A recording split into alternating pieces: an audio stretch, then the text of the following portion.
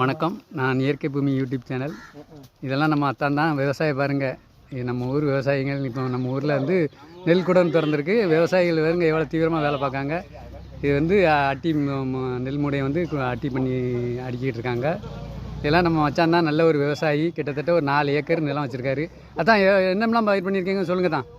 இப்போ 50 பண்ணாரு.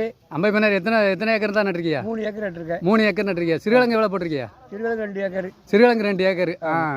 அப்புறம் சரி. இந்த வருஷம் விவசாயம்லாம் நெல் நல்லா மேனி போதா தான்? 1.5 மேனி போகுது. 1.5 மேனி போகுது. காணாது தான். 1.5 இல்லை 2 மேனி போகணும். 2 மேனி. இன்றைக்கி விவசாயங்களில் வந்து விவசாயம் இடுபொருட்கள் வந்து விலை தான் கூடிட்டு. ஆமாம். விவசாயி உற்பத்தி பண்ணுற நெல்லுக்கு நல்ல விலை கிடைக்கணும். விலை கிடைக்கல. கிடைக்கும், கண்டிப்பாக கிடைக்கும். நம்ம வந்து கண்டிப்பாக கிடைக்கும் தான். அதாவது நம்ம என்ன செய்யணும்னா இயற்கை வேளாண்மை பண்ணணும். ஆமாம். நம்ம இயற்கை வேளாண்மைக்கு வந்தால் கண்டிப்பாக நம்மளோட நெல் இருந்தாலும் சரி, காய்கறியாக இருந்தாலும் சரி, அதுக்கு நல்ல மதிப்பு கிடைக்கும்.